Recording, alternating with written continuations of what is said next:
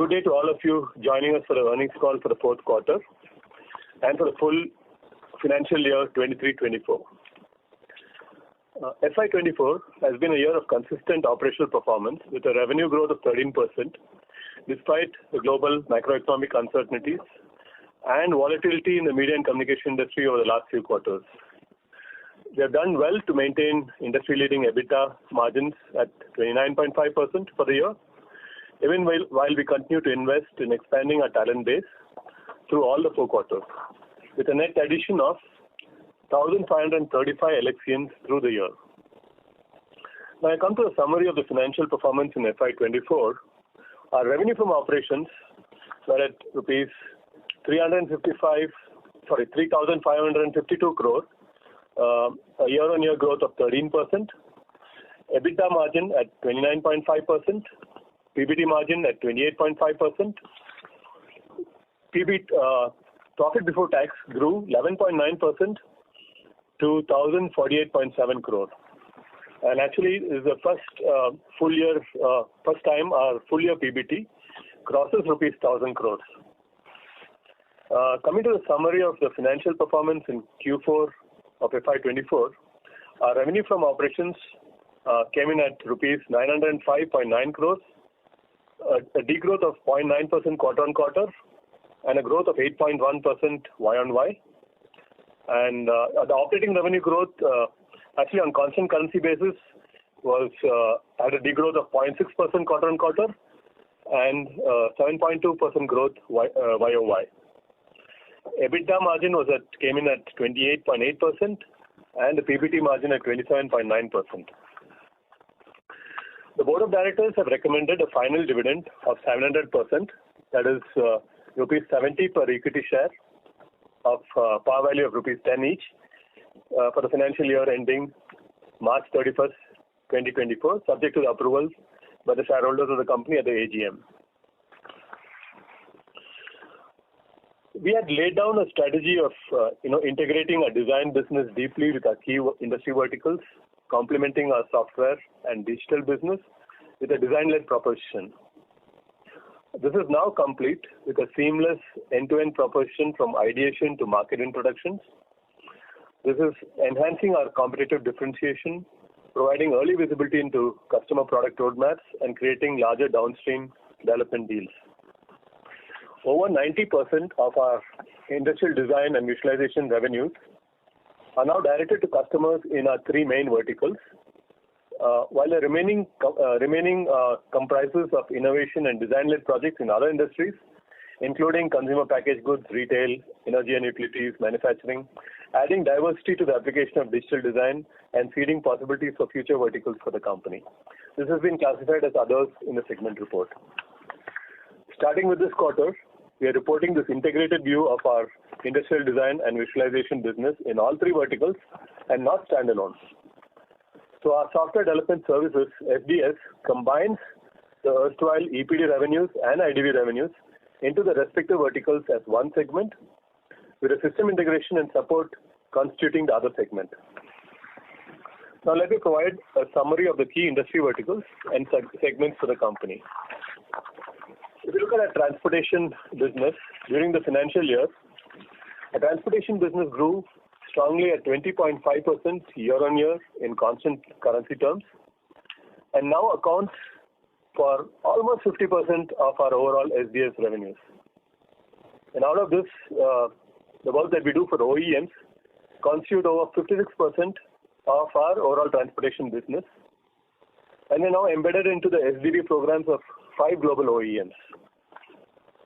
This business grew at 1.2% quarter-on-quarter in constant currency terms, despite delays in the planned scaling of SDV large deal that we have been awarded previously. I'm especially delighted with the German Design Award 2024 for our work on automotive HMI, which underscores the design-led proposition that we are now delivering to customers globally. We were selected into the SDV program of another global OEMs and are ramping up teams to support infotainment, ADAS, and EV software tracks over the next few quarters. The quarter also saw a digital deal digital technology-led deal in the rail segment for development of an advanced collision detection and warning system for a rail operator in North America. This leverages advanced sensor technologies and AI to provide an early warning system. Coming to our healthcare and life sciences business, this business registered a growth of 7.6% Y-on-Y in constant currency terms in the financial year.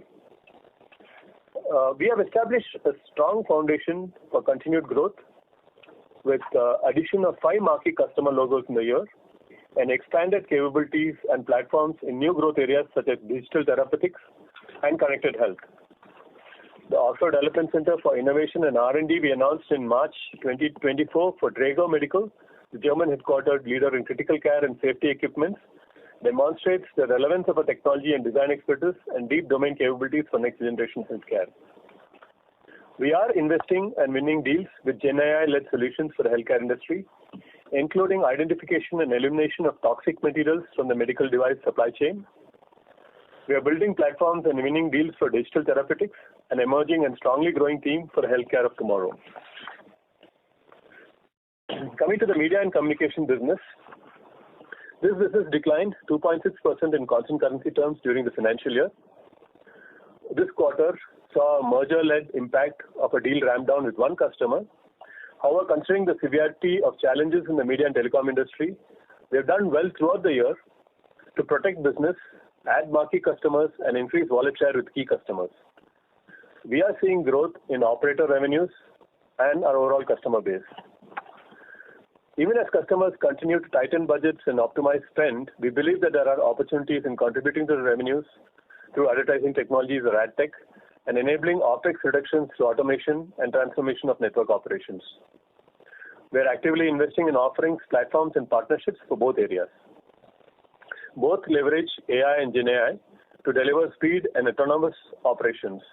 We are delighted with Neuron, Tata Elxsi's network transformation and automation suite, being declared the platinum winner of the Juniper Awards for Telco Transformation. It was also the center stage of a showcase at the Mobile World Conference in Barcelona in February.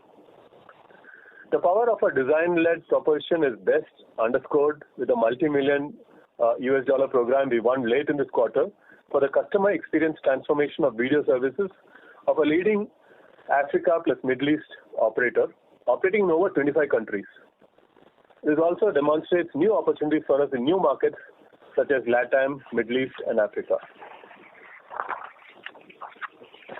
Coming to our system integration and support business, we continue to pivot to value-added services, innovation-led projects such as experience centers, and supporting downstream deployment and run management of our products and platforms.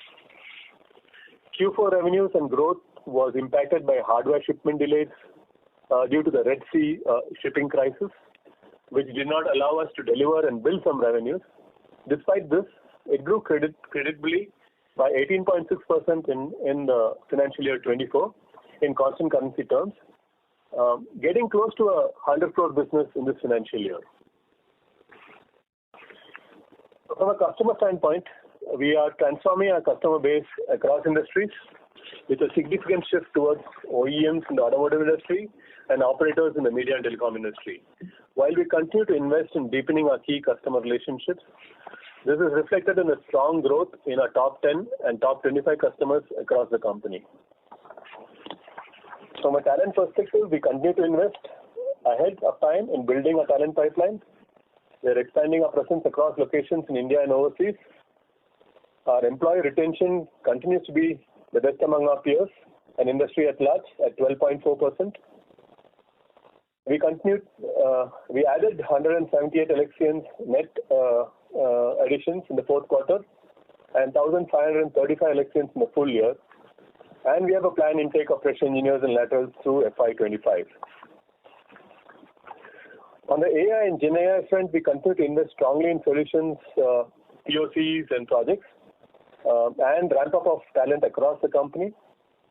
We have created and deployed specialized programs to be able to get 25% of our engineers AI ready by Q3 of FY25. We are working on experimenting and innovating using GenAI across design and software. We are targeting areas that may be impacted by GenAI and disrupt our business, such as coding, automated testing, that we proactively take to customers. Equally, we are applying GenAI to workflows and processes, regulatory work, automation of network operations as a new service, frameworks and solutions we can take to customers. The last deal that we announced in the healthcare regulatory space already uses automation and AI to deliver efficiency, speed, and higher quality to workflows for our customers. We are also enriching our in-house platforms such as Neuron, ICX, TE-Care with GenAI to enable new use cases and customer experiences for our customers. In the quarter, we also hosted a GenAI hackathon internally for our employees with over 76 teams participating across our industry segments.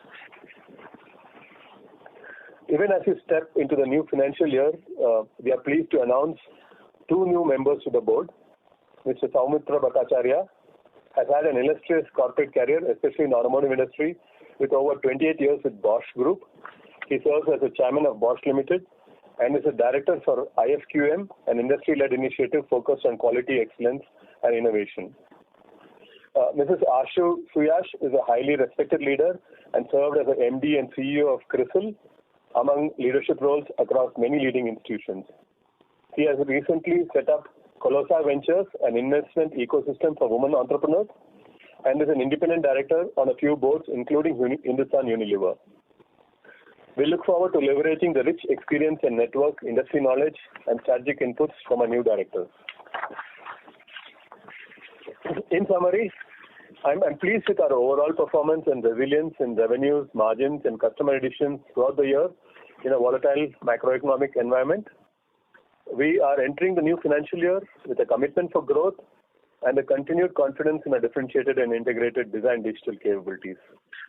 This is backed by strategic relationships we have built over years with key customers, the qualitative change in revenues towards OEMs and SDV programs, entries into new operators and marquee healthcare logos, investments in talents and hiring that we have made and continue to make, investments in strategic technology areas and AI, and a strong deal pipeline we carry into the new financial year. Thank you, and we can open the floor for Q&A. Thank you very much.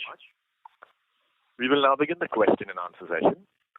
Anyone who wishes to ask a question may press star and 1 on their touchtone telephone. If you wish to remove yourself from the question queue, you may press star and 2.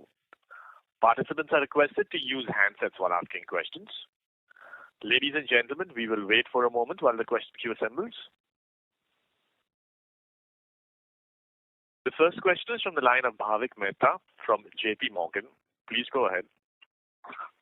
Hey, thank you. 2 questions from my side.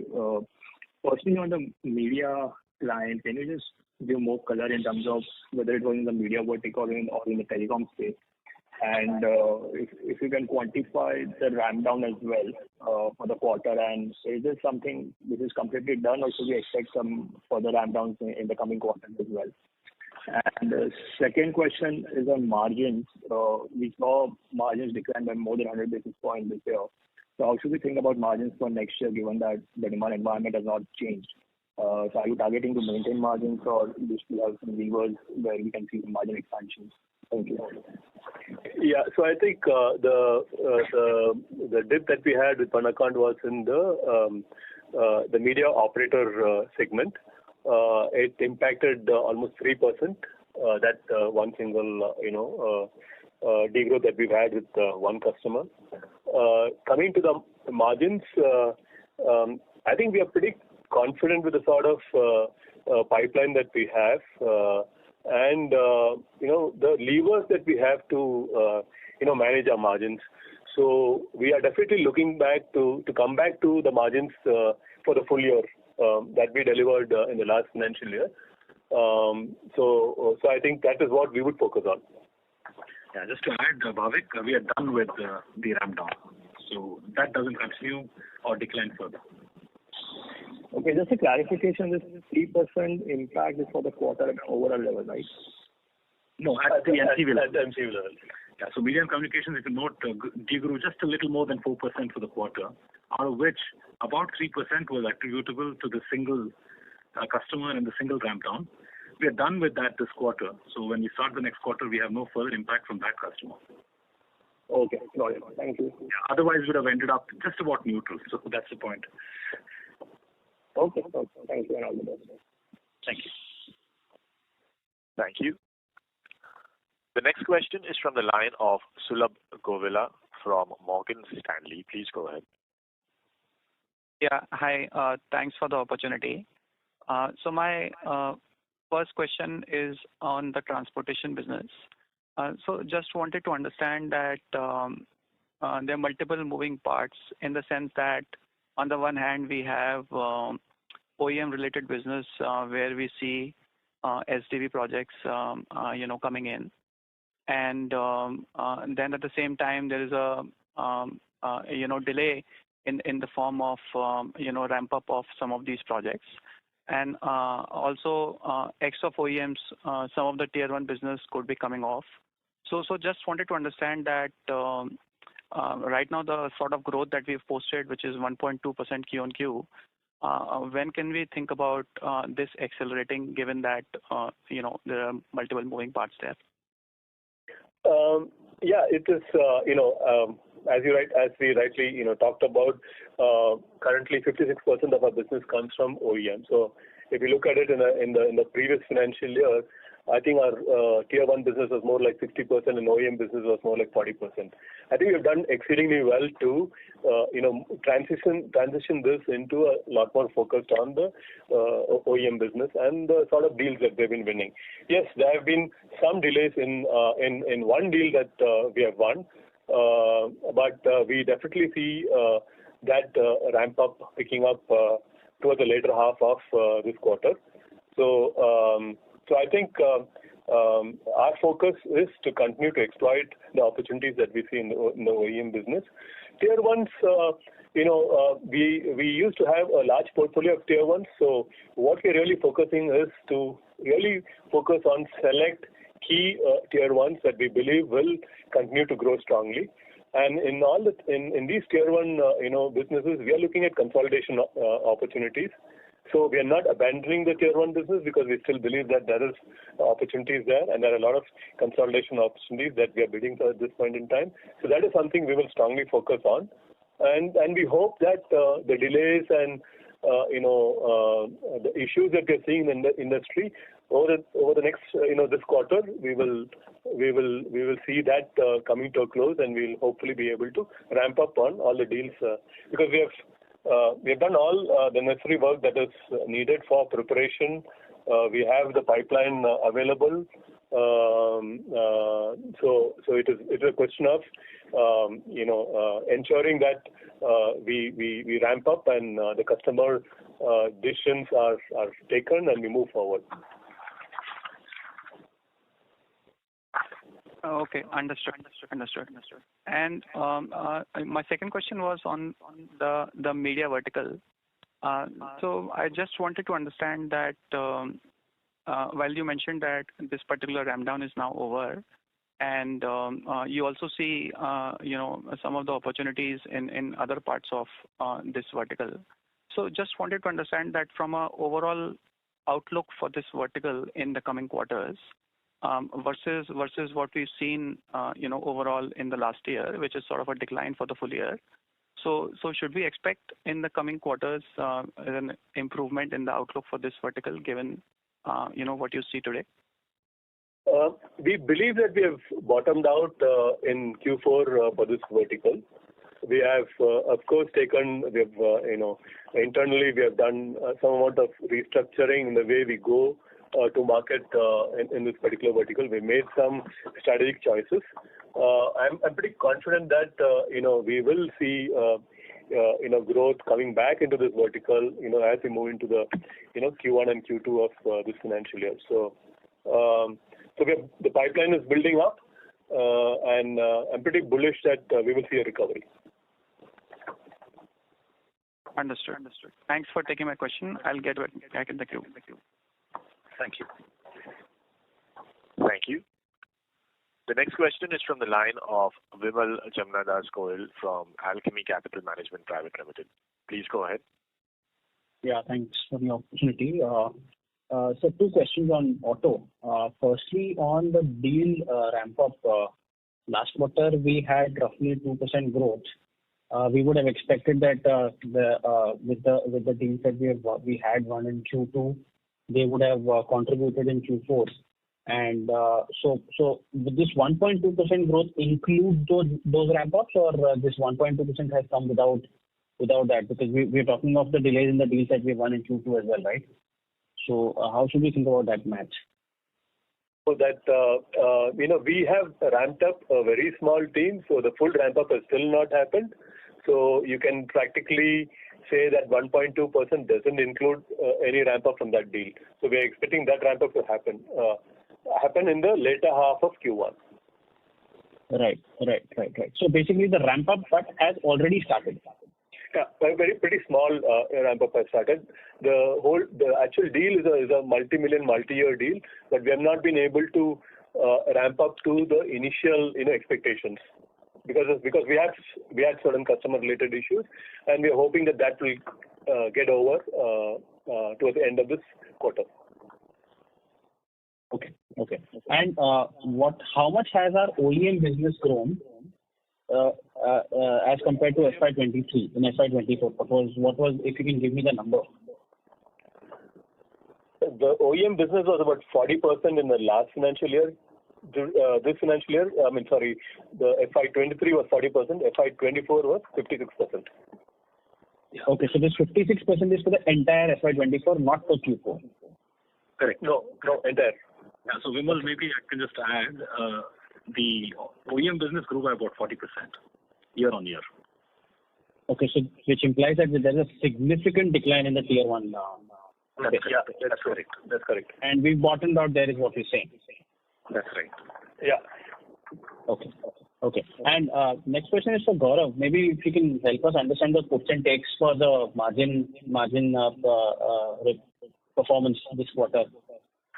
Sure, Vimal. So margin came down by 100 basis point. 30 basis point came from the cross currency headwinds. While we continue to invest and expand our talent base to capture the capability and capacity building, and also keep investing into the talent pool in terms of the AI capability. So 80 basis point came from that cost towards those talent building and people which got added during the quarter. We also done with the last batch that we onboarded for 2023 campus in this quarter. That together 30 basis point from exchange and 80 basis point from people rate investment capability building, give you total 110 basis point dip. At the same time, we have some benefit from the cost of sales that we got optimized, that gives us a benefit of 10 basis point, and hence the total EBIT drops from the quarter to quarter basis came at 100 basis point. But if you see at the overall company level P&L, if you see the cost has not significantly changed, just in the quarter there was a certain headwinds in few of the verticals, hence the revenue got a dip, which has a impact on the margin. But at the same time, we see there enough level available, capacity available to tap those levels available for us to get back to the margins where we operated for the full year in FY24. And last clarification is the erstwhile IDV business, which we have now merged with the software business, that gets reported between media and comms and the other verticals, right? It does nothing gets added to auto. No, in fact, it does. It all the three verticals. It adds all the three verticals. In fact, what has happened is, just to explain, why we had to do this. We have been, talking about our integrated, design digital, offering and taking a design-led solutions to our customers. So we have been winning a number of integrated deals, and depending on which division was really leading it, the revenues were accruing to that particular division. So in some cases, IDV used to get that revenues.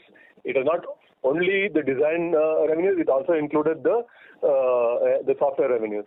In some cases, the transportation or the media and communication vertical, they were getting the complete revenues. So it was sort of little misleading in terms of how to segregate what is design and what is, the EPD offerings. So, and it was getting very difficult to go on a case-to-case basis and make this differentiation. So we've decided that, look, let us have an integrated, EPD plus IDV offerings, because it no longer made sense to really differentiate, what is EPD and what is IDV. And this value proposition also resonated very well with our customers. And it only makes sense when we look at it, when we give an industry breakup for all our revenues, we were only giving the EPD revenues. And that was sort of misleading because 12-13% of our revenues which used to come from IDV were not represented in this breakup. For apple-to-apple comparison with, if you want to compare peers or if you want to compare us with any other organization, it makes sense for us to give an integrated, what is the total, market share from out of all the revenues that we are generating, how much is for automotive, how much for media and communication, and how much for healthcare. So that was the reasoning why we decided that, look, it is better to give a full view to the investors. Thank you so much. I'll fall back in the queue. Thank you. Next question is from the line of Manik Taneja from Axis Capital. Please go ahead. Yeah, thank you for the opportunity. I hope Yeah, we can hear you. Yeah. Manoj, basically just wanted to get your thoughts on 2-3 aspects. The number one thing was that we've seen some of your traditional IT services companies acquire ER&D companies with deep customer relationships in some of the large OEMs.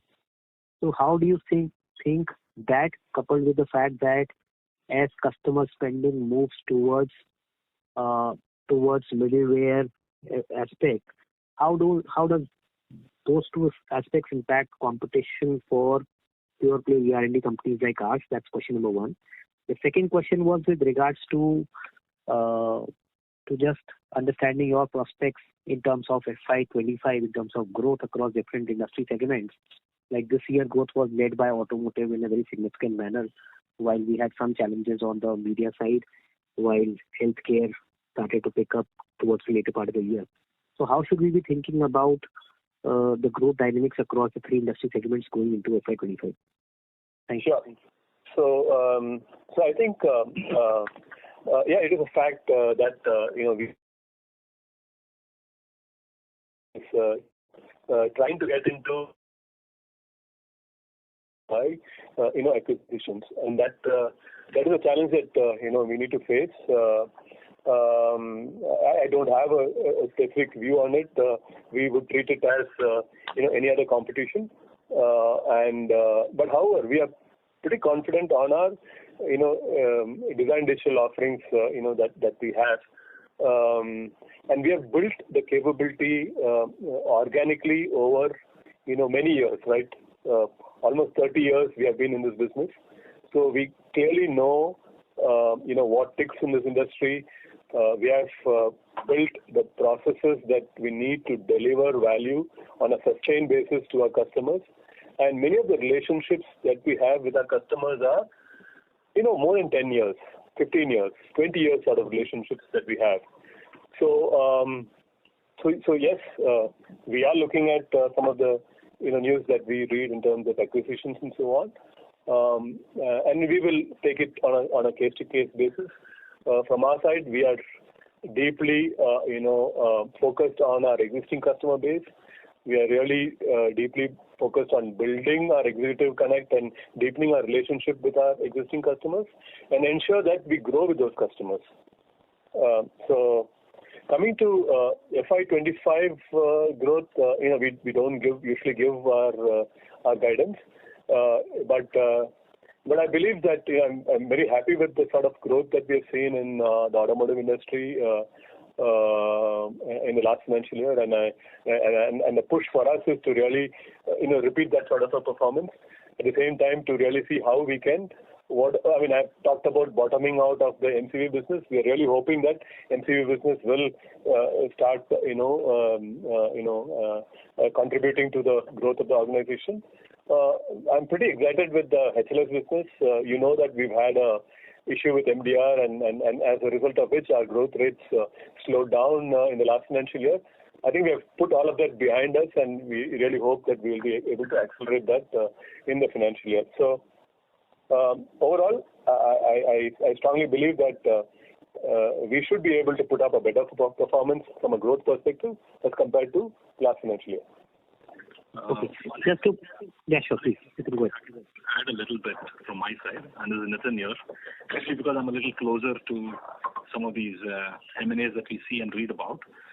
My comment would be as follows, right? I think one, we are in the right space in terms of the industries that we work in, the fact that we have a presence in automotive, healthcare, and so on. I think these are the segments that are growing. Two, I think we have always been in the right service lines. Very, very important. Software and electronics is where all the growth is, and I think we are absolutely in the right place for where growth is going to be.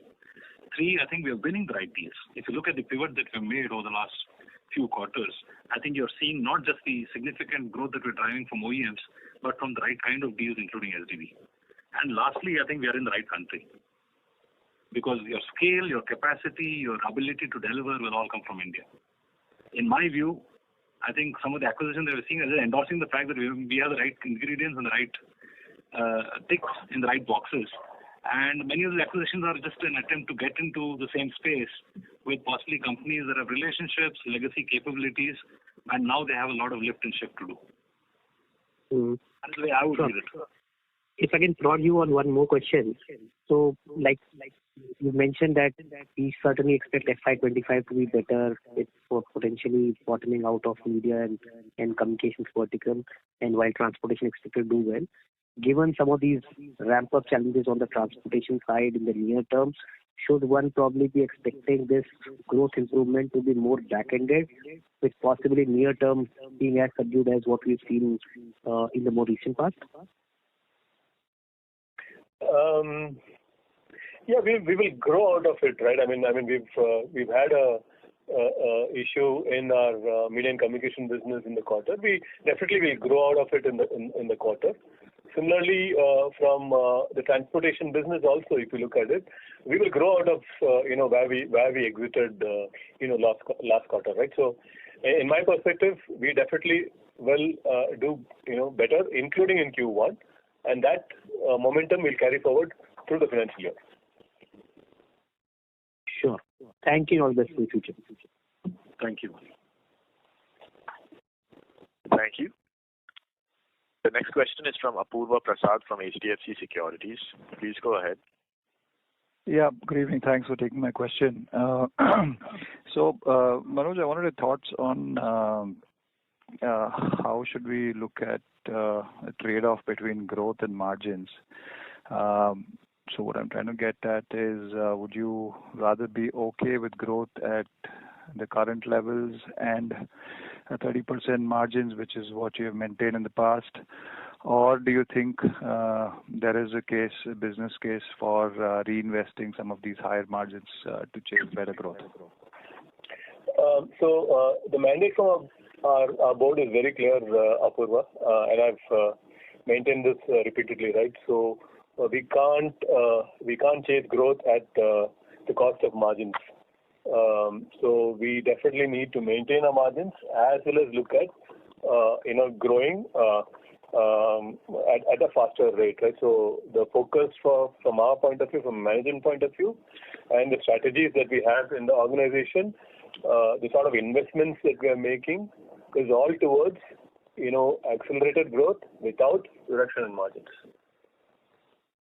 Got it. I think what we're also saying is that we have enough levers to make sure that we can support the strong growth that we want and we are looking to without sacrificing margins. So I think the point we're making is that the kind of net hiring that we've done over the last 8 to 12 quarters, in fact, you have to step back to look at the fact that we've absolutely been consistently hiring in large numbers all through the last 8 to 12 quarters. Not all of it is consumed for sure. So we've been building capacity. So to that extent, I think there is enough levers. All right. And to the earlier point that you were making, which are the sub-segments that could be doing much better? So you mentioned, I think, OEMs which grew 40% for the year. So would you expect a similar run rate on the OEM sub-segment? And which would be some of the other pieces within the business that you expect to grow faster? Yeah, we won't comment on the growth rates, but definitely what we can call out is to say that we expect the OEM part of the business to continue to grow strongly, partly because of the fact that we already won deals and have a path to ramping up. The other is we continue to focus on more, right? So to that extent, I would definitely call out that piece as one of superior growth overall, and nothing to do with last year. So I'm not doing a comparison. The second is in the media and communication industry, I think we still have a lot of faith in the relationships and the capabilities that we bring to operators. So we definitely see stress in suppliers and device vendors and so on, just as much as we've seen the same in the tier one suppliers in the automotive industry. I think the operator pivot that we've made and the continued growth that we see there because of the relevant services, not because they have a lot more to spend, not because they are increasing budgets, simply because we are more relevant. I think that will be the other piece. In healthcare, in general, I think we are in the right place. So we are winning the right logos in terms of device vendors and the whole medical industry. But I think digital therapeutics and connected health, I think are two interesting areas that I think we will also see somewhat accelerated growth, obviously on a very small base because industry itself is just about picking that up now. Thanks for that, Nitin. And just finally, you referred to the 3% Q1Q impact from the dip in media operator. I'm just trying to reconcile this with very strong growth in top 10. So would this be outside top 10 or is there change in the top 10 classification? No, this particular customer is outside the top 10. Got it. Thank you so much and all the best. Thank you. Thank you. The next question is from Bharat Sheth from Quest Investment. Please go ahead. Hi, good evening, Rakwan and Nitin. Thanks for the opportunity. Rakwan, in your opening remarks, you talk about a transformation on the customer side, particularly on transportation segment and media on working directly with operator. And so can you give little more deep insight into what exactly and OEM has grown, much better. So how it will play out in coming quarters or coming years from that perspective, and is there any kind of a leverage that we can have in EBITDA also directly dealing with OEM vis-a-vis middleware people? Sure. So I will maybe request Nitin to take that question. Sure. Thanks, Mr. Sheth. Quick one. If you look at what we are saying, essentially we're saying that in two industries, the value is now accruing to the top of the value chain because typically OEMs sit at the top of the value chain in the automotive industry. But traditionally R&D, product engineering, delivery of systems and software has been done by suppliers who then work with the OEMs against their specifications. OEMs traditionally have taken the role of saying, look, we are integrators, we are assemblers, and we are going to run the brand and the service for customers. Product and technology will come from our suppliers. I think that is changing, and that is now accruing to the OEMs who are saying, look, there is economies of scale, there is greater innovation agility if we bring back the software to us, and we can also optimize on the hardware architectures and so on, which are all evolving. Where instead of having 50 boxes that do different things in a car, I can maybe have just one or two large computers which now run all the software with enough safety, redundancy, and so on. So the swing of software development to OEMs, it's not going to be 100%, but there is more and more spend that is happening from OEMs at this time and will happen for the next few years simply because of this appropriation of software and development and value from the suppliers. And that is a trend that we are now following and reflecting in our results. And we expect this will continue for a period of time. The same is happening with operators, where operators traditionally have taken equipment from typically the likes of Cisco, Ericsson, Nokia, and so on. I think there is a strong move to open source software, to software that runs in the core. You dumb down and make hardware more commoditized at the edge and so on and so forth. And I think that is exactly the trend that we are tracking in terms of who do we work with? Do we work with suppliers or do we work with operators? In addition, I think OTT was a completely different one, where that opened up additional opportunities to work with customers we never worked with before, like broadcasters, content studios, and so on. Otherwise, we had nothing to do for them.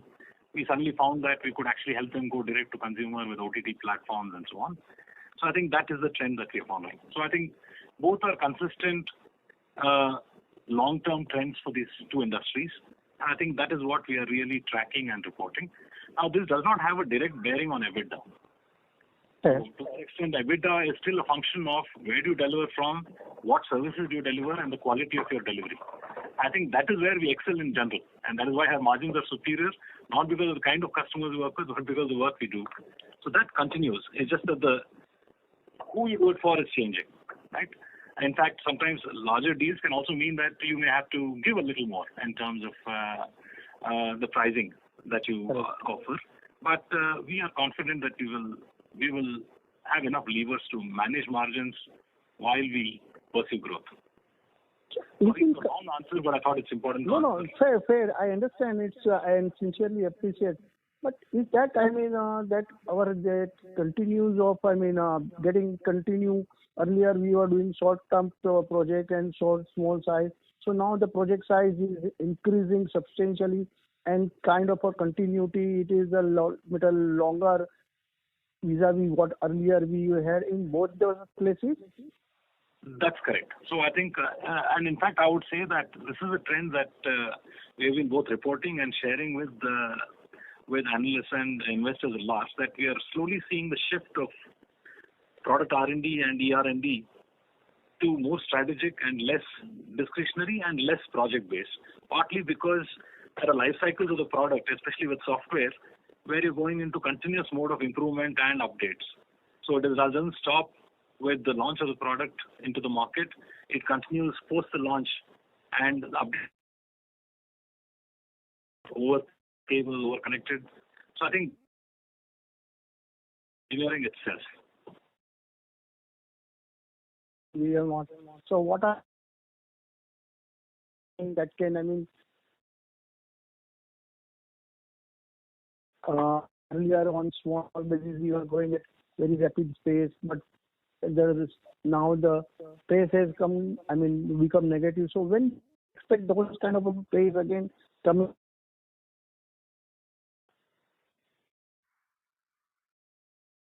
Healthcare side, you have to remember that about 3 quarters back or 4 quarters back, we had one impact of a particular regulation, medical device regulation, for which we were at that time doing a lot of work, that was suddenly extended and relaxed, which allowed customers to pull the plug on what they were doing with us.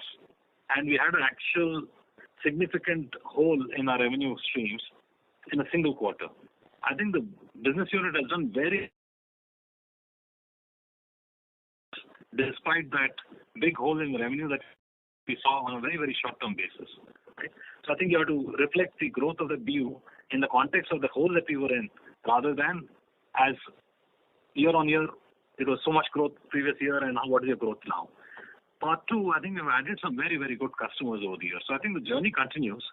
I think we are in the right place. The medical and healthcare industry, obviously because of the criticality, the nature of that industry, the regulatory environments, is much, much slower to change. I think they are in a place where they have to change. Big place. And can I? Yes, please. Integrated you see anywhere, a manufacturing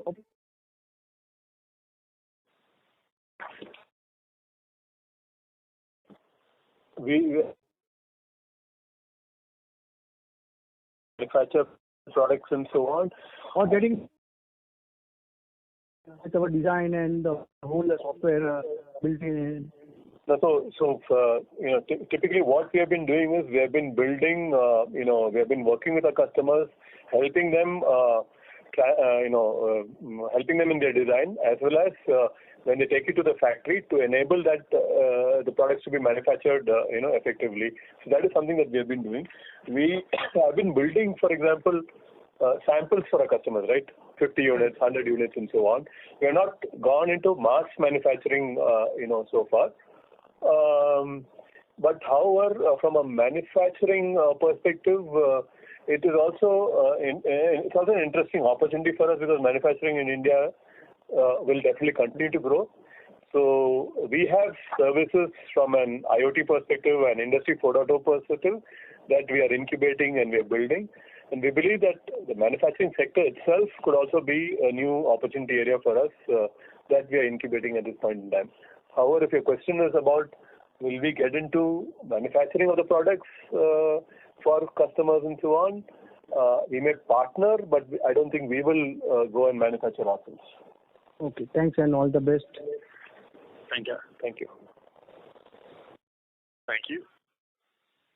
The next question is from the line of Bhavik Mehta from JP Morgan. Please go ahead. Thank you. Just one question on media telecom. I think you said that you have bottomed out and you should start seeing growth from here on. So what has changed, over the last 3 months, which gives you that confidence? And secondly, within Mediacom, if you can throw some color on, what are the sub verticals where you are more optimistic from a demand recovery perspective? Thank you.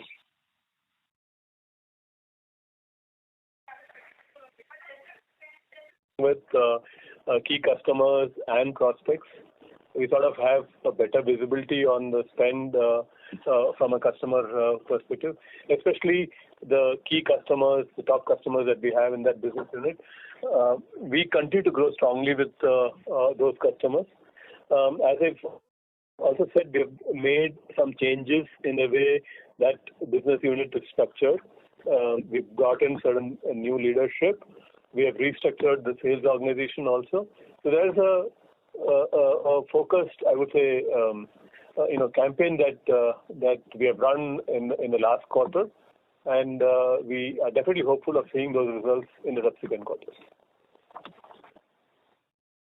Okay, and within Mediacom, like any color on whether it's the operators or it's primarily the operators. So I think as Nitin has mentioned earlier, last year we've seen that we have moved from the devices and the product space to the operator space. So almost 70% of our revenues come from operators, and I think that is the way to move forward, and we will increasingly see a lot more of our revenues coming in from operators.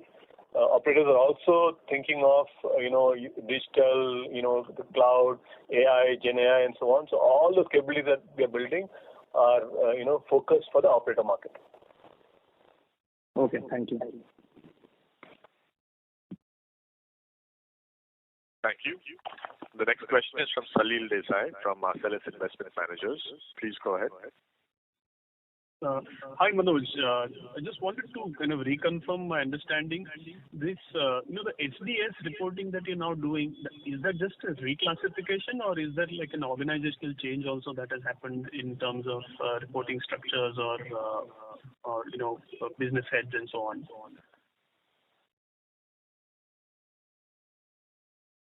Sorry, at this point in time, Salil, it's a reclassification. We have not done a change in the structure internally for the organization, but however, we have put in certain processes to define what is the design revenues and how we will account them and so on from a individual business unit perspective and so on. Yeah, so maybe Salil, I can just add a little more. This is the organic change that we have made over 8 quarters or so, because the intent was that, look, if you have to really be able to co-sell, if you have to be able to package, integrate offerings, and then take it to market, if you are able to be very seamless in how we can start with design, but then take all the views that we get, the inputs that we get, the conversations and the executive connects that we have, and be able to translate it in downstream, then the integration has to happen at multiple levels. Okay, let me correct myself. When I answered that, right, we have integrated the sales organization. The selling happens seamlessly. Yeah, but the design plus digital is a organic integration that we've done over 8 quarters. So in that sense, there are teams that are now fully aligned to each vertical. So you don't see it as two different business units now wanting to talk to each other. They're actually one team that are working with each other. I see. Great. And the second bit I wanted to again reconfirm was you mentioned somewhere that the hiring is in a way that you've done through the year is in a way an indication of kind of a hope for a better FY25. These are what profiles you've hired largely freshers, experienced people, middle management. Could you give some color on what profiles have you been generally hiring for? So it's typically been, a lot of the hiring, we've do from the colleges and universities, right? Fresher hirings.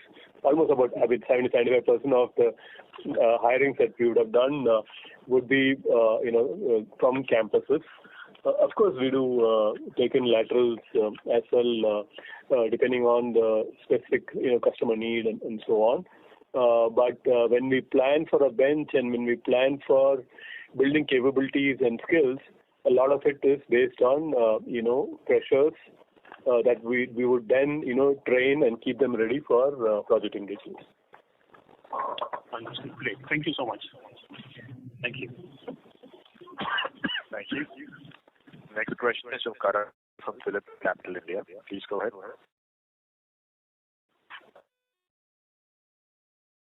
And Nitin sir, regarding the so Nitin,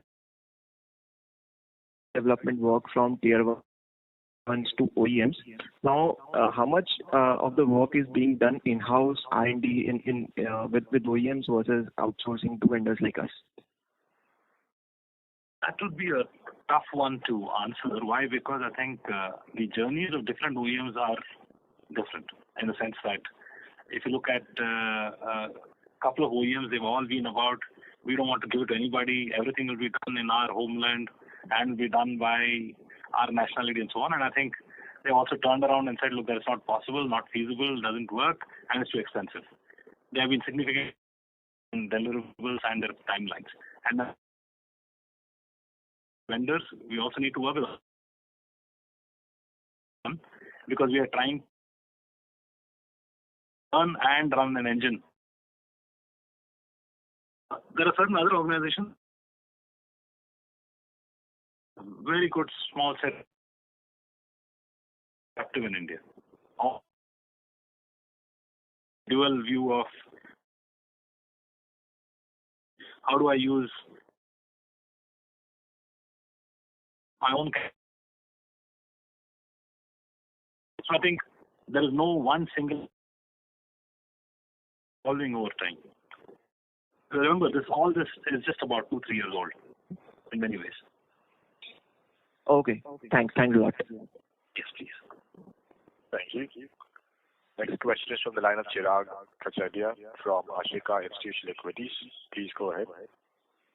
Hi, thanks for giving the opportunity. I have one important question. Some of the global original hotel manufacturers. But your voice is not very clear. If you're on a hands-free, request you to use the handset. Hello. Yes. I have one broad question to Manoj. Some of global OEMs set their plan with respect to EV mobility, and those are renowned ones. So what's your thought on the evolving EV landscape, like the growth which we have witnessed in past few years in the transportation vertical will continue due to those cuts, or you think that, the story will change and as more and more people now talking about this hydrogen mobility and hybrid stuff instead of electric vehicle also. Yeah, so Chirag, maybe I'll take that. So what I understood from your question is, with respect to electric mobility, do you see the fact that electric mobility may not be the only and single path that everybody pursues, but there are options emerging? What does that mean for us? Is that correct? Yeah. Yes, sir. Yeah. Absolutely. So I think there are two parts here. One is that while you look at electric mobility, whether there is enough sales, not sales is a different matter, but you have to have a portfolio of electric vehicles. So I don't think there's any OEM who has an option to say, I will not do electric at all. It's only a question of saying how much of electric and how much of others. Right? So to that extent, there is a path for EV with every OEM in the world. That's part one. Part two is the opportunities that come up from any alternate that you try, including fuel cells, hydrogen, and so on, only mean that there are other areas and other opportunities that we can also target from a software perspective. But I think the biggest point that I would make is the software-defined vehicle is not solely dependent on electric. Electric is one constituent of what goes into a software-defined vehicle, but ultimately everything that the car delivers, mobility, convenience, comfort, infotainment, connectivity, ADAS, everything is going to be driven by software. So to that extent, electric just represents one part of what we do. Right? Thank you so much, all the way. Thank you. Next question is from Sulabh Govela from Morgan Stanley. Please go ahead. Yeah, hi. Thanks for taking my question again. So my question was on the headcount and the hiring for in the coming year. Given that in we have added head. So you had some capacity, as you know.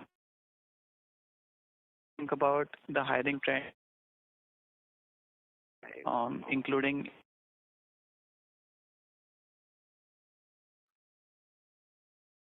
I think we will from the source of talents for us, but we will be a little careful in the number.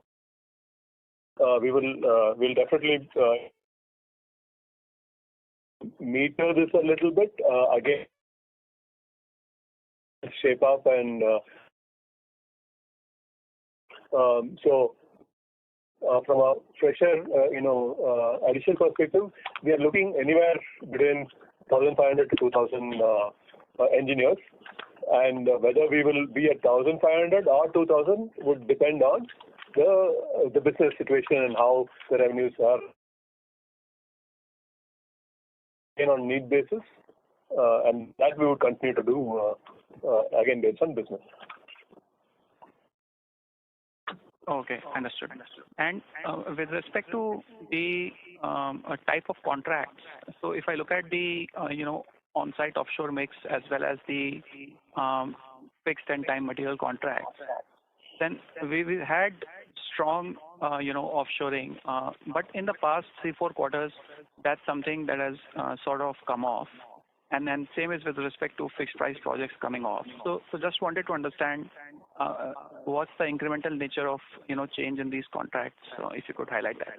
So those are just marginal changes. I don't think it is very significant. It's not as if that suddenly we are going from 25% on site to 40% or 50%. It's marginal, plus or minus shift to 1%, 1 or 2%. So I think. Don't read much into it. I think there is no fundamental change in trend. Okay, understood. Thanks for taking my question. Yes, please. Thank you. The next question is from Rajesh Chaudhary from Senate. Please go ahead. Yeah, good evening. My question is, do we have any opportunity or do we foresee any opportunity in the semiconductor testing? Because India and Tata Group is making a lot of investments in the semiconductor industry in India. Semiconductor industry is something that we have been involved in quite a few years ago. About 7-8 years ago, we actually exited the design space.